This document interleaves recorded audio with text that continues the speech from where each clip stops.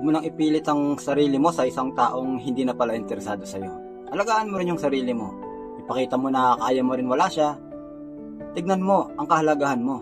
Bakit mo pasasayangin yung oras mo sa taong hindi nakikita yung halaga mo? Ito ang tandaan mo.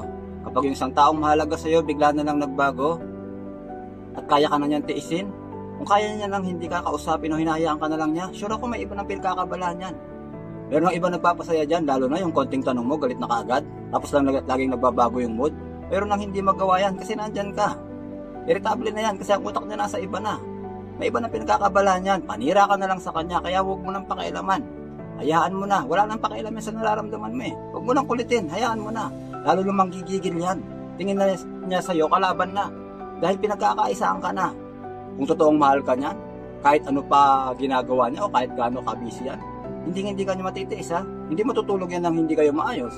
Silang ibig sabihin yan, wala na siyang pakialam sa'yo.